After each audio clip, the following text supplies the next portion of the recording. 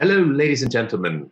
Good evening. Perhaps it's good morning if there is someone from the US.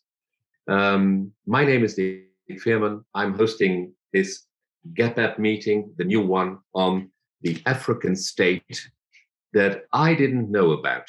Because did you know there is an African state that has no capital but is recognized as a state by the African Union? I didn't know about it, and it's not because I didn't know about it that we're going to talk about it, but it needs to be more widely known. So today we're going to talk about it, to learn what it is and how the state of the African diaspora perhaps can help to spend development aid money better and money from foreign business ventures better. It's about assuring food security in all African states. We think that is necessary, and that is why we created G.A.P.P.A.P, Global Agricultural Politics and Policies from an African perspective, not from Western perspectives or Chinese perspectives or Russian perspectives. We're always talking about Africa, but we want to talk about Africa from an African perspective and how others could help Africa to develop its agriculture in order to develop prosperity. I'd like to give the floor to Dr. G.A.P.P.A.P from Port Harcourt, my best African friend. Ikechi now is a roving ambassador for the state of the African Diaspora. He's a professor. He's teaching at Port Harcourt. He is roving in his own country to be at all kinds of, would you please shut up your mobile phones? Ikechi is working on many plants in Nigeria now, teaching people how to improve agriculture. Ikechi, can you tell us, why are we talking about the state of the African diaspora? Why is it important from your point of view?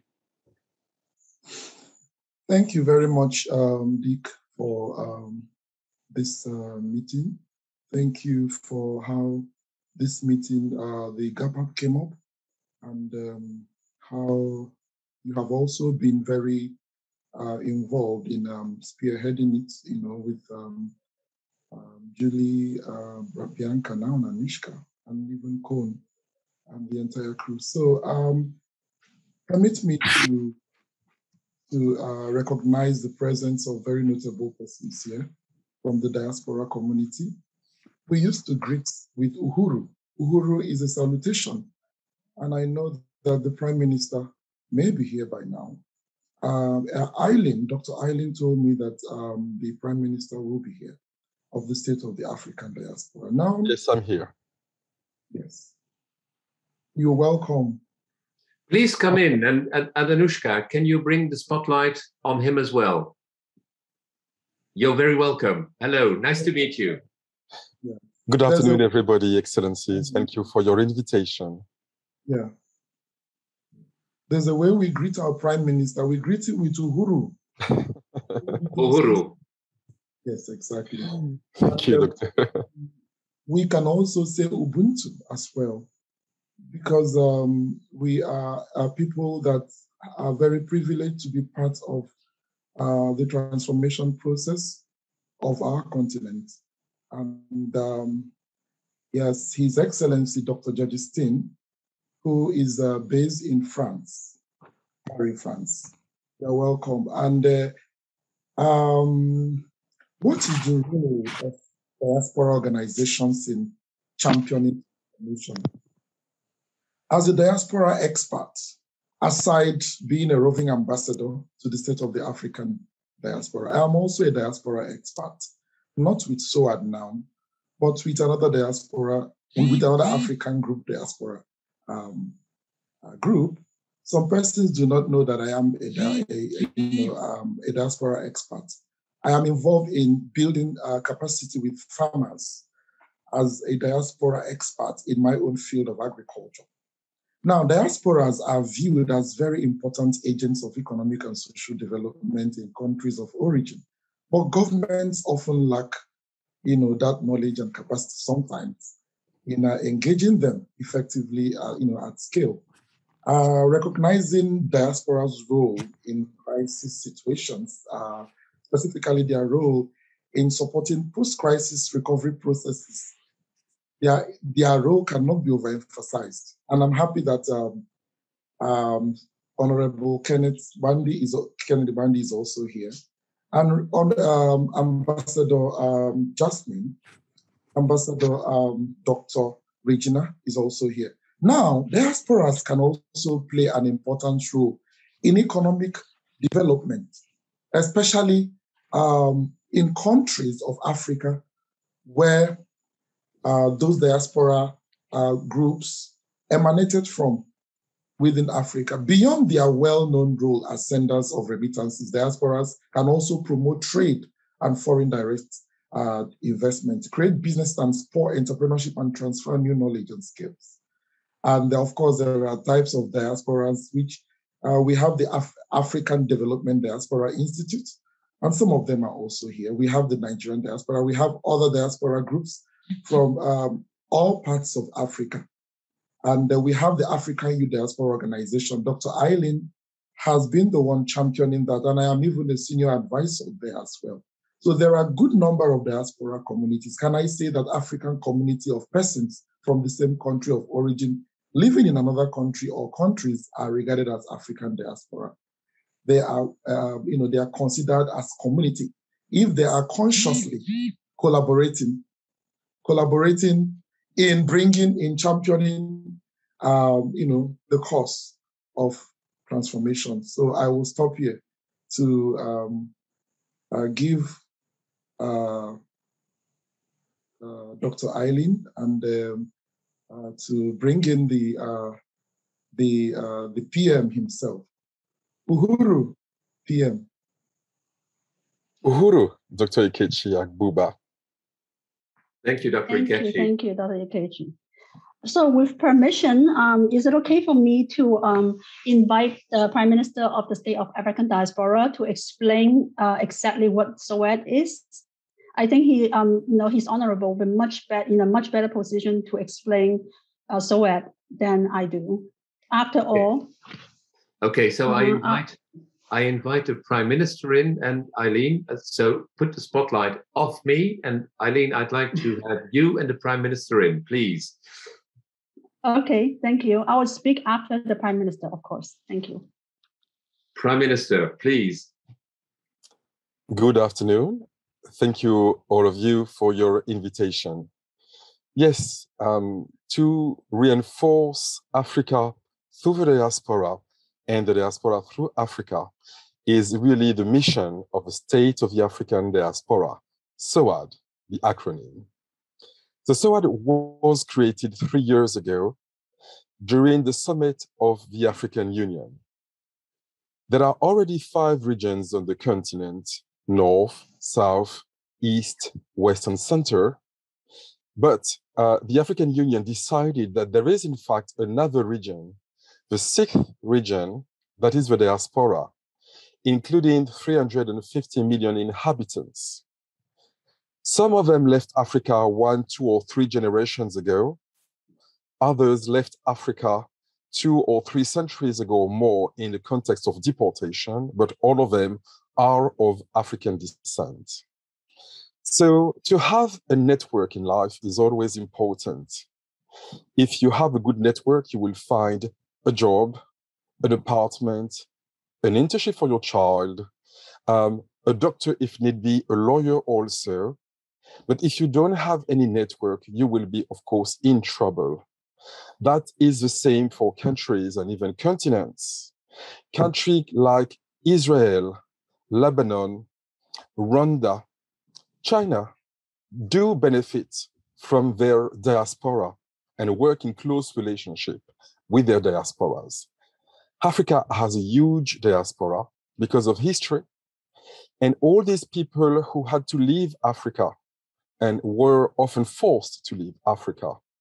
Now, their dispersion, because that's the word diaspora, means disperse in Greek. Well, now it can be an asset because, in fact, this dispersion that exploded the family makes it possible to have an international network, and that is a source of opportunities.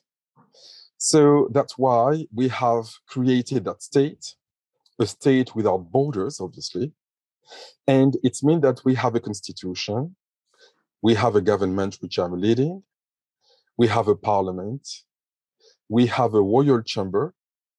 It's led, by the way, it's co-chaired by the president of the Parliament of the African Union, Chief Charambura, for example. We've got also our ambassadors. Many are here in the room. We've got what is important, programs of action. So we're working from agriculture to culture, through restitution, through cities, through health, through all the topics that any state have to deal with. The only difference is, of course, the fact that we are everywhere. So among the achievements, well, yesterday we published a press release about an agreement that we signed with a company, a Black-owned American company, to build 5 smart cities that we're going to build in different countries in Africa. So that was signed yesterday.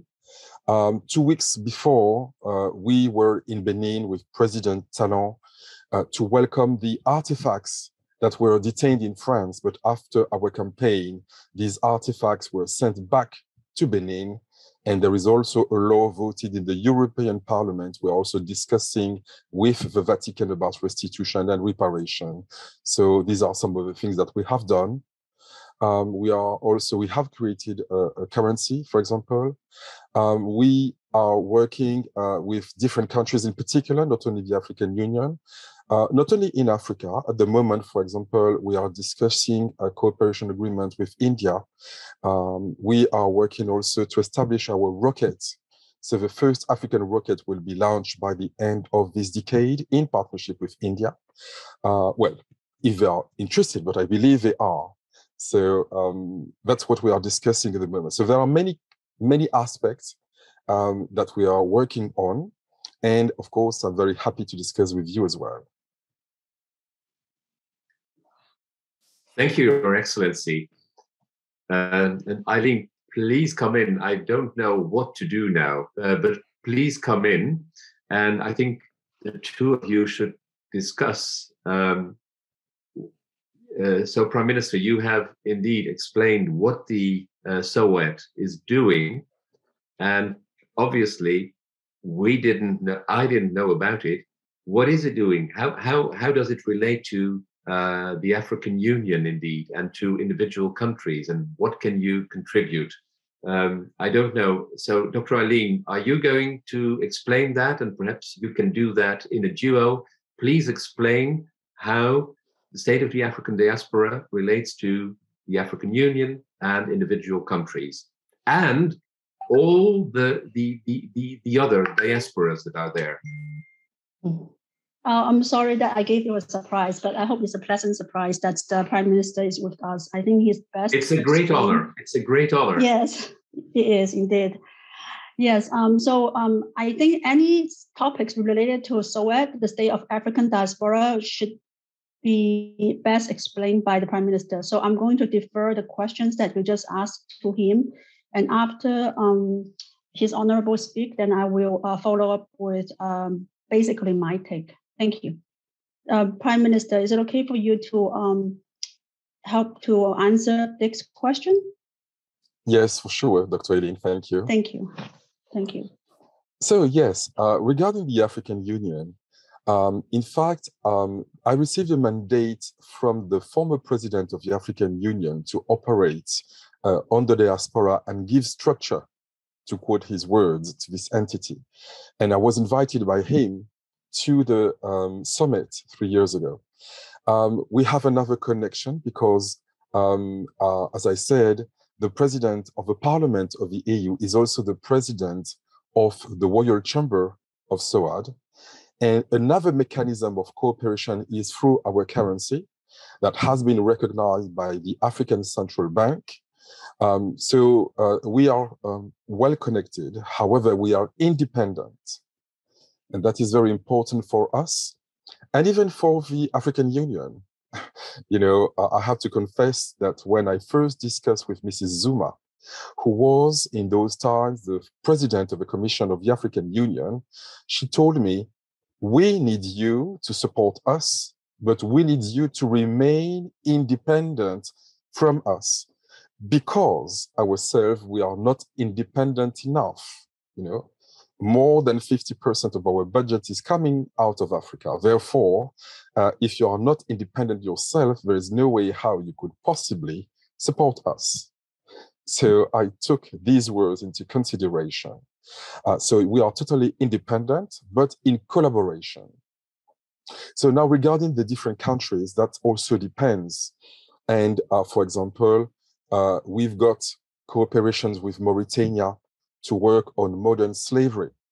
So we've got a campaign that has been approved by the president of Mauritania to work on this topic, and also from a moral and economic point of view.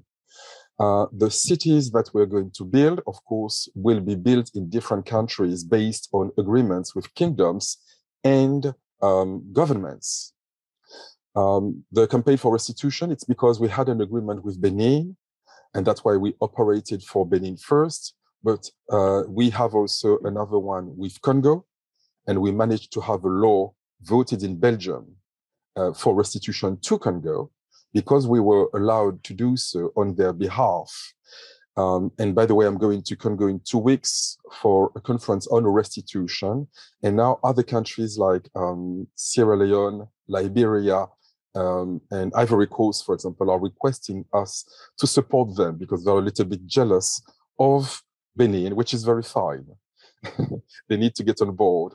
So you see, all these collaborations really depend on every country. Whatever they like, we can perhaps work with them on that particular ground. For example, with India, we are about to establish our Chamber of Commerce in India, because we don't want only to have all our connections in the Western world. We need to have also different words, different arms and feet in Asia. So that's why the basis of a siege of this Chamber of Commerce will be in India, but we have also connections everywhere. So we work with different entities, with different governments on different topics. Thank you, Prime Minister. And it's such a surprise that you're here for me. I'd like the others to ask their questions. I think Ken Giller is in.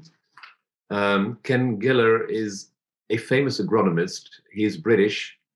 Is Ken still in? Ken, are you there? I can see Ken, but his mic is muted. Ken. Yeah, please, hi there. Please. Hello, Ken. So let me introduce you. Hi. Sure. It is unexpected, but it is so unexpected that I wanted to bring you in. Ken is British. He's an agronomist, and he is working in Africa on agriculture, helping agriculture really going. And he does a lot of good things. I know that when he creates projects with money, he makes it possible for people to live on once the project has stopped. And he has a certain view of what governments in Africa don't do. Now, Ken, if you hear this, how do you respond to this? Sure. Well, I mean, I'd be very interested to know to what extent SOAD actually would prioritize, if you like, issues related to rural development. We understand also from other reports we've seen that there's a huge amount of money flowing from the diaspora back into Africa.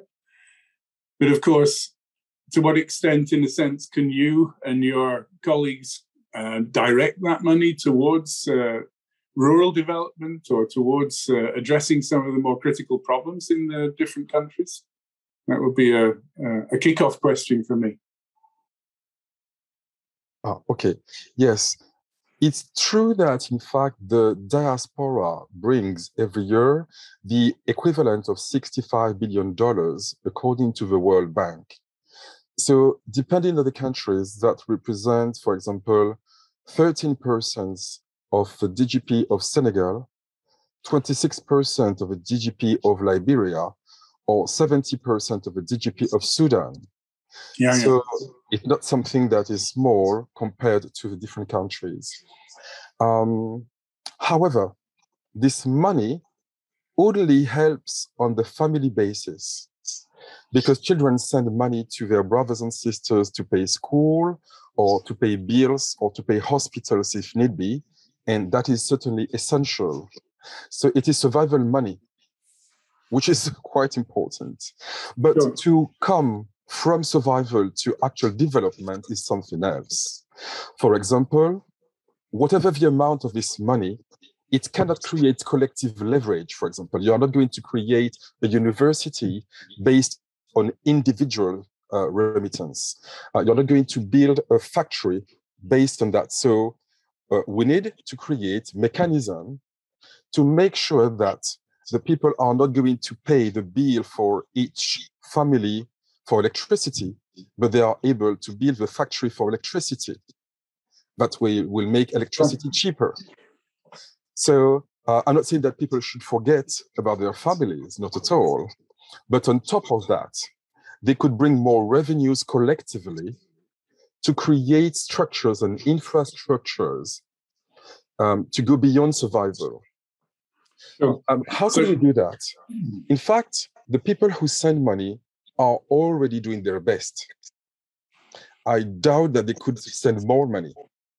But in fact, the people who send money are a very small minority of the diaspora, which means the people who left Africa 1 or 2 generations ago, which we call the younger diaspora. So they have their family, they send money to the family, that's it. But the historic diaspora, as we say, is much larger. They represent 95% of the whole population. In Brazil only, you've got 100 million people of African descent. In the United States, most of the people are people whose ancestors left Africa many years ago, many centuries ago, of course. It's not recent. So all of these people are very interested also in Africa, where they're coming from, but they don't know where the family may be because they lost the ties. Are they coming from Nigeria, Benin, Congo, or Angola? They don't know. Myself, I do not know. So my alliance is not with any particular country, but with Africa. Yeah. That's why we are now discussing with the African Union to tell them, let us create an Africa Diaspora Summit. And within this summit, we will create an Africa Diaspora Fund. And that will be to help all of us to create infrastructures, company, roads, airports, etc. And because the vast majority of a diaspora doesn't send money because they don't know where to send it. Even myself, if I were to send money, where would I send it? To the government? Which one? And are they really serious? I don't know. But if we had a fund that is operated and led by the most serious people from Africa and the diaspora, everybody would feel very, very confident. For example, everybody in Jamaica is certainly Pan-African. If you say to somebody in Jamaica, you are not African, you will have a lot of trouble, believe me. So they are truly African, but they don't know where to give money. But if there is a fund that is led, organized with good governance, they would say, oh, now I'm very happy. I know where to send my money. And according to my estimation, if 5% of the diaspora representing the poorer parts, because migrants are usually rather poor.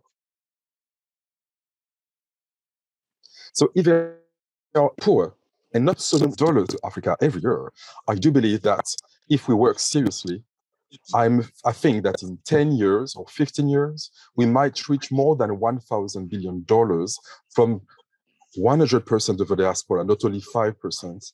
And this other part, which is the majority, is usually more established in their countries. They have more resources because they have been there already for different generations. Sure. I mean, I don't want to dominate the discussion. But I mean, over the past years, until last year, I was traveling very, very regularly in East, West, and Southern Africa. And I think what I would often see would be very visible investment, but particularly in large houses by diaspora, houses in major cities which will be seen as places to come back to for people who with the same generation, or for building for the extended family back home. And a lot of investment, if you like, I guess, in personal infrastructure. So, I mean, I guess in terms of harnessing this power of investment, the big question is, in a sense, how can you coordinate or funnel that, if you like, towards higher goals? And if you like, I suppose, how do you create, if you like, the priority agenda? I mean, it strikes me as a huge task. Yeah. Yes, so you're right. There are many individual houses, but now we are creating cities, and it's not cities for the diasporas. Of course, people will be able to repatriate, but city for African people in general, and people who are coming from the rural areas, but sometimes there's nowhere to welcome them. The city is very, very dirty. There's a lot of pollution. They don't know where to go. But your first question was also connected with, I think, rural areas. So let me answer also on this ground, because we are creating at this moment the agribusiness commodity exchange. So we have, I think, more than 40 partners in Africa and the diaspora. And when I say partners, I'm not speaking of people, but usually unions. So, for example, we've got the International Organization of Cocoa Producers, and our Vice Prime Minister is the Vice President of this organization. We've got the Union of Restaurants in Gabon. We've got the Union of Farmers in Zambia, etc. So big partners. And to establish this agribusiness commodity exchange is relevant for us, because the people who feed the world are usually the last one to be able to feed themselves. And 65% of the population of Africa is working on agriculture and still starving. So, for example, the farmers, they have no pension. Therefore, they work until they die. So based on the revenues of this agribusiness commodity exchange, we will pay their pensions. When they are young, the children need to go to the field because there's no money for school. Well, first of all, we will create also public schools, which means free schools. So they will be able to learn rather than work when they are only 7 or 8 years old. And the simple fact of, we can reach this amount of partners internationally facilitates many things. For example, if it's too dry in a region, and you can certainly provide resources from another one to support them. Perhaps next year it will be the opposite. So you can create mechanism of solidarity. You can also store the surplus if there is. And you can, of course, create not only agriculture, but agribusiness to transform. If there are too many mangoes in that region, you can create fruit juice or any kind of activity based on that. So the level and the size of the commodity exchange facilitates all kinds of investments. So somebody who would be working on his own, especially if she is a woman, somebody wouldn't have access to financing, to funds. But because we are bigger, it becomes easier because, people are used to sending money to big partners, not to small ones. So size matters sometimes, and this is why we are doing that. And I think now we have a structure in place. We are looking for partners, financial partners. So I think it should come rather easily, but we are open to any suggestion. I'd like to pass the word back, Dick. Yes, allow other people to join. Thank you. Yeah. Thank you, Ken, for joining, and thank you, Prime Minister, and thank you for the great honor you're doing us for being present. And it's such a surprise that I don't know what to do because we have many panelists, and I'd like to give the word to them as well. Would you agree on that? Of course. Of course. Please listen and get back into the discussion. So I told at the beginning of the session that I will really end it European way at 6 sharp. So let's try to stick to this. And as I said also at the beginning, let this be the first discussion and not the only one. This is just a starter. Dr. Eileen Zuberi, please come back to the forefront. Anushka, can you put the spotlight on her? Eileen, She you needs are. to Yes. turn on her camera first. I actually on the camera should be on. Let me see. Yeah, the camera is on. I can see myself. Can you see me? Yes, I can see you. So Okay, perfect. we agreed you would explain a little bit more on what SOAT is. It has just been done. Now your camera is off again. You're the founder of Lens. Okay, let me do something else. Okay, just 1 second. I think I know why the camera is off again. Because I'm using two screens. Okay, can you see me now? Yes, we can see you now, and let the two of them be beyond. You're the founder of Lens of Africa, and working primarily on unearthing, co-shaping, and co-creating the Africa brand. What does that mean, Well, and how do you put that to work in SOAT? You know what? If you don't mind, I'm gonna come from a different angles. That's my strength. I would like to come from a different angle, if you don't mind. Let me just do a little bit of a self-introduction first. Is that okay? Please. Okay, so I'm Dr. Eileen Zuberi, and hold on, yeah. You'd like to unmute your? No, okay, stay muted. I'm sorry. We can see you. We can hear you. Okay, good. So I am Chinese, but I have no connection with China. And I came to this space first because I married a Tanzanian, and then I started, and then I also was working on Model United Nations. And from there, I was recruiting the youth ambassadors for the Model UN. And that's when I started to realize how exploited, Africa and Africans are. And I became very passionate in advocating for their cause. And also, I felt like throughout my life, I've always been looking for a tribe, and I felt like I found my tribe in Africa. So I started the African Youth Diaspora organization to empower youth, because myself, I grew up as a colonial subject, so I know the impact the social engineering has on me. And so when I meet the African youth, basically every single country in Africa was colonized except Ethiopia.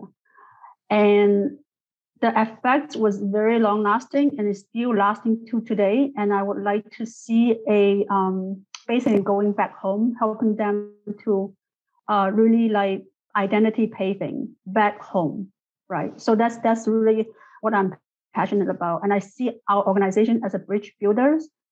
Okay, so there is kind of a cultural difference between Africa and African diaspora, actually. And so to cement the difference, we are also having projects like Integrative Center for Africans and Diaspora.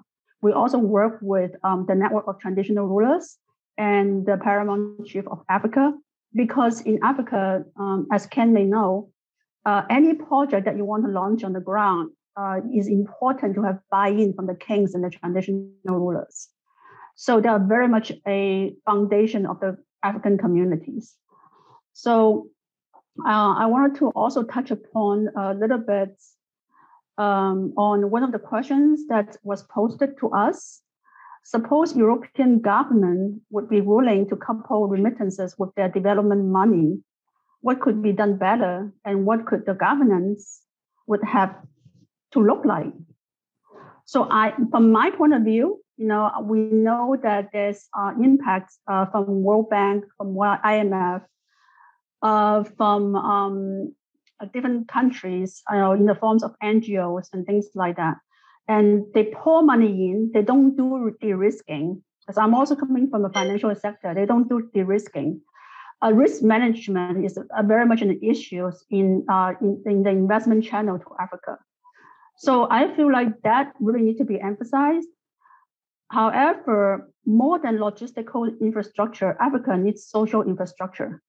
Especially after the Berlin Conference, Africa was essentially divided and culturally and spiritually uprooted, with intention to socially disintegrate the continent and her people. So to facilitate the rebuilding and healing of Africa, we need to focus on systemic empowerment. So gone are the days of aid economy.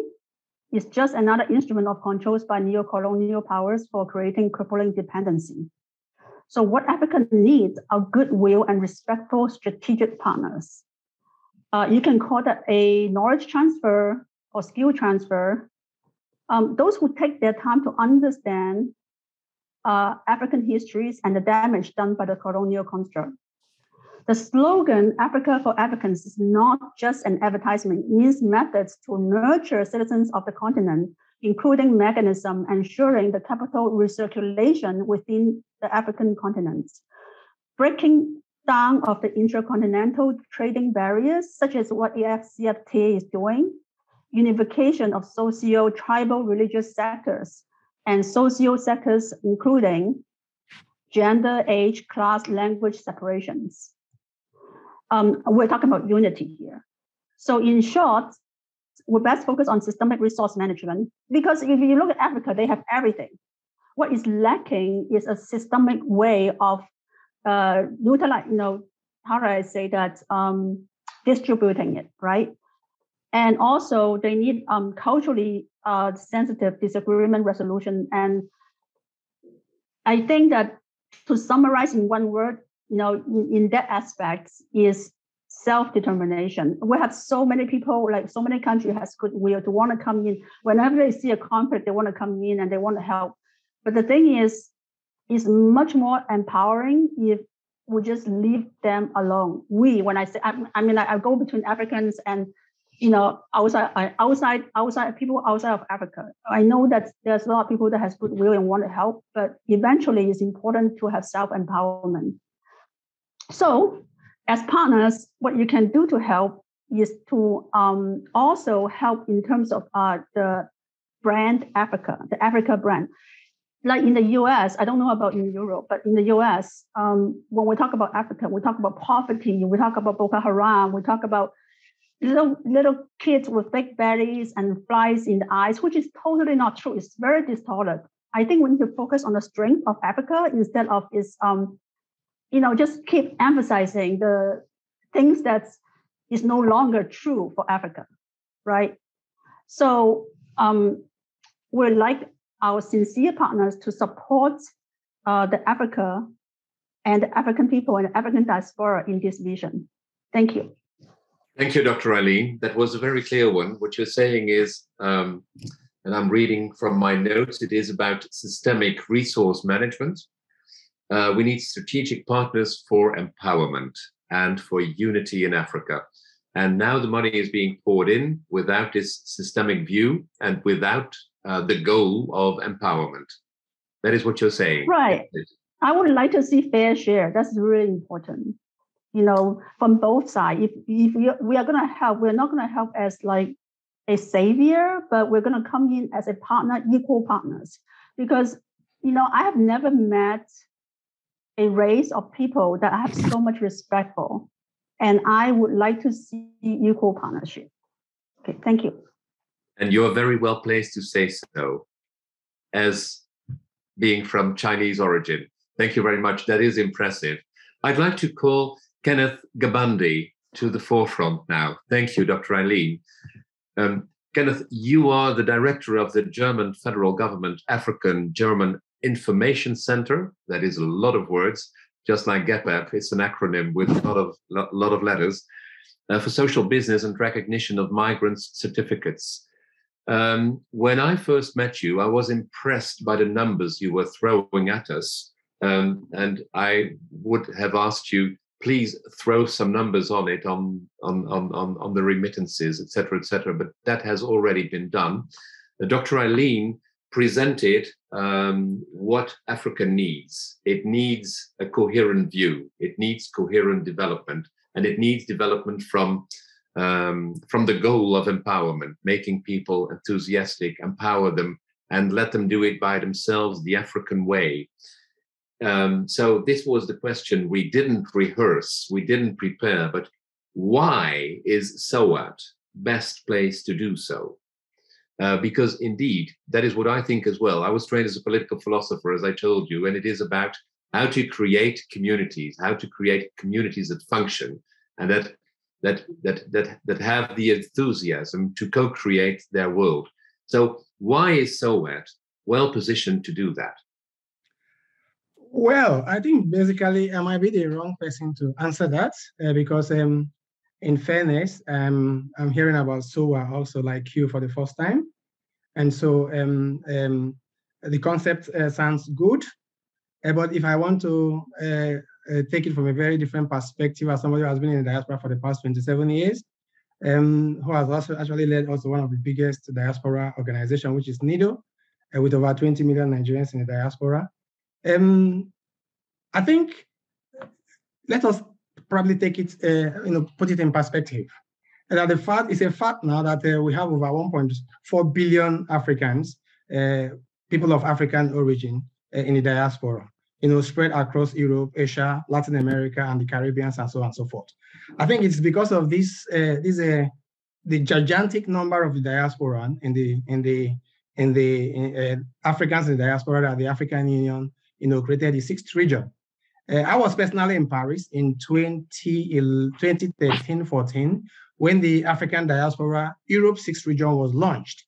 The concept of African region then was to have also the African region, Europe, African region, America, African region, Asia, and the rest of them also for this coordination, which is actually needful. But looking at the African, I mean, we talked about the Israelis experience, talked about the Indian experience, we talked about the Irish experience.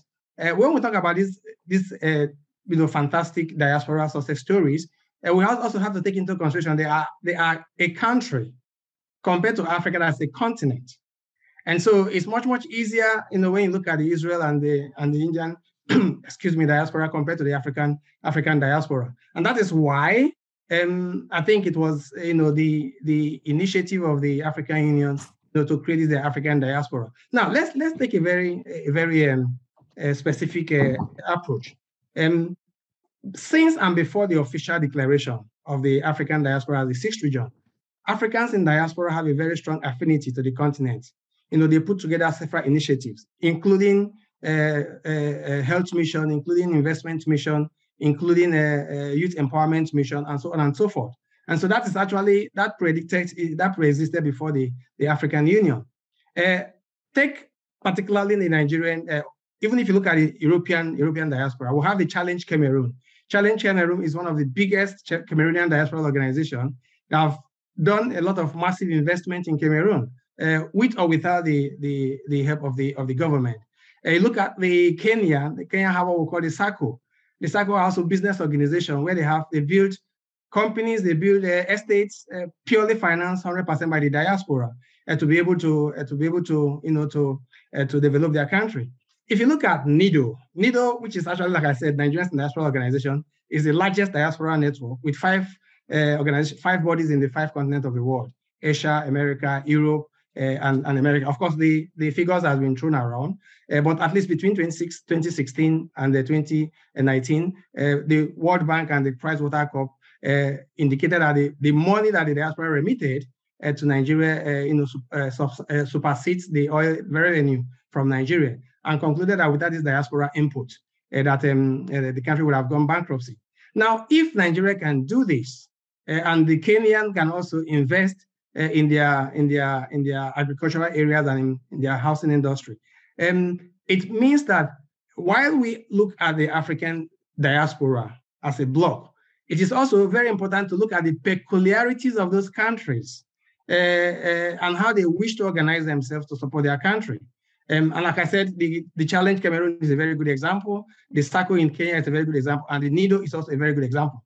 Currently, we have the Nigerian Diaspora Organization that is running about 2.64 billion US dollars to invest in housing in Nigeria, to build a housing, about 10,000 housing units in 10 years period. Of course, what that means is that it's going to be supervised and implemented by the diaspora, where we have a chain of reaction, starting by training youth who want to become artisans in the capacity building areas, training architects who wants to meet the world international standard, because we have to meet XYZ standard. So we bubble the economy in the way that it's going to have a multiple effect. What I think, in addition, I'm not saying that this is better than this, but at one, we have to see the strength of the African diaspora, and we have to look at the peculiarities of those countries, how they intend to invest in their country led by the diaspora. But what I think we could do as a body together. I mean, I think Ken asked that question, and I think the Prime Minister also followed that to mention that, yes, it is already proven that the diaspora families, or the families with diaspora connections, have more better standard of living because of the extra money gotten from diaspora for fees, for other utility bills, which free up also a little bit of the resources to also go into investment, like investing in DAX and other investment portfolios. So it frees them also to that. So that can also see as a point in time. Now, what we have been campaigning from the diaspora perspective is the money, the remittances from the diaspora, the charges for the monitoring transfer organizations is actually very, very high. We have seen that, we have complained about that. But we are saying that if the government of the African countries, sometimes they are not actually interested in that, but that's our push from the diaspora. To say that for every remittances done by the diaspora to this country, that a certain percentage is kept aside as a tax, if you might call it that, to be used for infrastructure development. So it means that if you take about this 32 billion remittances from the diaspora and you just take 5% of that as a project fund kept aside by the Nigerians in diaspora to be invested in infrastructural projects, then of course you can understand what is going to be achieved in that country with the supervision of the diaspora.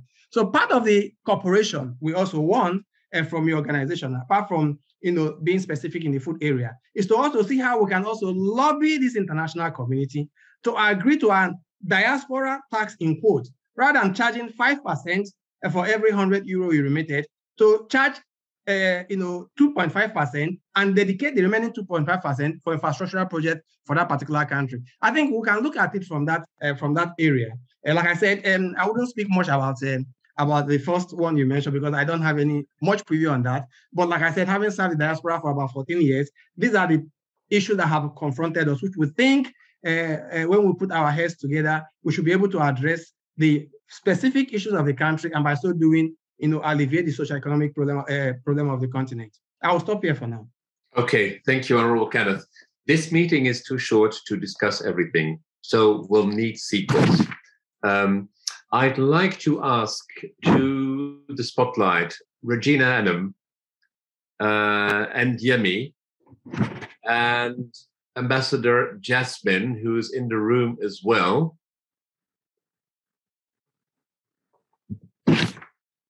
Regina, you are working grassroots. Would you tell us what you do grassroots? Kenneth just told us in a way that it is a grassroots movement that works on a governmental level. So let's talk about this. What are you doing grassroots? And we're really going to stop at 6 o'clock. So let's have a smack of what you're doing and then get this discussion going. Regina, the floor is yours. Please present yourself. Okay, thank you so much. I'm Regina Inem. I am the Executive Director of Regamos Foundation. I'm also the chairperson of IADO, that's African Youth Diaspora Organization, and also an advisor with SOED. What I do with the grassroots, my foundation empowers women in the grassroots. Women makes about 70% of the workforce in agriculture in the grassroots. And that is why we're very interested in them. Now, my experience in the field is that, one, these women are the ones that produces the food that is being exported, because I'm also involved in exports. I'm the Secretary General of the Women in International Trade in Nigeria. So a lot of women, the women produces the food, but they remain poor because the middleman goes into the remote areas, the communities, buy off these products, take it to the city, sell it at very high prices, and the women remain in poverty. So what has hindered these women from bringing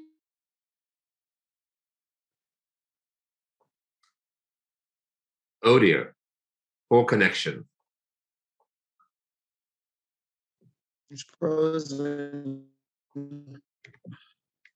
Oh. Dr. Regina will be back. Yemi, I'd like to turn to you because you help entrepreneurs create their businesses, and that links up, I think, immediately with Regina. How to create value chains, how to make that work. Also grassroots, and I think that is a way of structuring. Tell us what you do, and tell us why you do it in this framework of the African diaspora, the state of the African diaspora.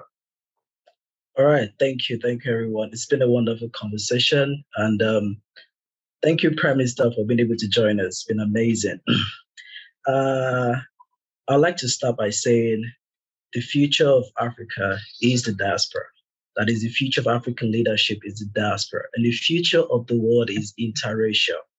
So as we progress in life, as we see all of these things, we see that one thing we need is to have a proper organizational development. Proper leadership. Leadership is everything. So if you want to go into grassroots, if you want to go into leadership, you need to have the right mindset. And we've been talking about remittance. Remittance is not just the money. It talks about the idea, the behavior, the new knowledge the diaspora will be bringing into the African continent. Just like we know someone, she's in the UK and she's Nigerian. She's teaching people about the agile mindset, the mindset of doing things right. I'm sure some of us might have heard of agile methodology, agile framework. And that is something the diaspora also can bring into leadership, organization development, people leadership. So if you're going to be an entrepreneur in the grassroots, no matter whatever change you're seeking, if you don't have the right framework, the right structure, policy, if you don't make your foundation flexible enough for the change you need, it will be very difficult. And that is why I am the organization development coach for SOAD and also the chief of staff for AOIDO. And also a mental health coach. So we look at things at a different perspective. And that is why the new Africa does not want to have the mindset of reliance. If any international body wants to come on board, it has to come from a part of partnership. Because when the Prime Minister was talking about our mission and a vision, he was mentioning we. And the we, though not limited to African, it means that we in partnership with others. We are changing the view of it. So in terms of entrepreneurship, in terms of agriculture, we are looking at things differently. Technology, we have the human resources, we have the land, we have all of these things. And the problem has been that there isn't much of a transparency and accountability. Let's say, for an example, an European government is about to give an African country about $1 million. So if it's transparent online that this is what we're giving, people can see, they can be accountable, and that is what SOAD is also bringing. Unfortunately, it isn't much of a time to go on and on, but I'm going to tell you this: we are changing the mindset. The diaspora is bringing something wild, different, and amazing to Africa, to the world, and they're seeing it. So it's going to start with the mindset because we have everything that we need, and the mindset is changing, and we are building on that. Thank you. Thank you very much, Yemi. Okay, sorry, I'm back. Maybe I just say something before I leave. Yes, please. And Anushka, please put the spotlight on Dr. Regina. Okay, sorry that my internet threw me out. Okay, now, Yemi said something about the diaspora coming in as partners. I will say something. For the farmers to be very successful, the grassroots to benefit more from the funding or whatever help that wants to come from diaspora, it is important that the major challenges be fixed. And one is getting factories where the raw materials produced from these farms can, value addition can be added to it. So what happens is that many of them don't have resources for machines where they can actually transform their products to valuable products that they can really sell and make profit. So if we can have partnerships in machines to process that gari, to process that ginger, to process that palm fruit, it will go a very long way, in helping the rural farmers. And also coming in with seedlings that will help improve hybrid breeds, will go a long way, in helping them. Thank you. Thank you, Dr. Regina. And please, Ambassador Yasmin, we haven't met yet. Please present yourself and please give your answer to what indeed is this wild, as Yemi says, this wild and different new mindset. I'm thrilled by the enthusiasm I can see from you, because there is a grassroots movement that is organized at the same time. Please share your words and your thinking about it with us. Thank you. Good evening, everyone. I'm Ambassador Jasmine. I've been listening tentatively and I'm watching the time also. But we must understand also, because we have spoken of the African Union, according to the African Union, the 6th region are those, as the Prime Minister said, who has migrated or who were sold into slavery, involuntary movements. The African diaspora are those of the evidence of the slave trade. So, for instance, if we have someone from England living in Africa, they would be British diaspora, Nigerian diaspora, Ghana diaspora, and so on. What we are instrumental in doing presently is encouraging those in the diaspora, rich and poor, to work together with the African continent. Take away the middleman. So if you grow yam in Jamaica, Barbados, Kenya, and wherever, instead of having a middleman that is going to move those yam to the people in England and America where they don't grow it, you bring it. You work together with the farmers and bring it. We will build our economy, both in the diaspora and on the continent. We have to cut out the middleman and work together on these kind of situations. You've seen over the past weeks how the diaspora outside, whether that be America, England, Israel, how they can systematically work together in standing together and working together. So Africa needs the diaspora and the diaspora needs Africa. Colonialism have separated them. Someone had mentioned the Berlin Conference before. It separated them.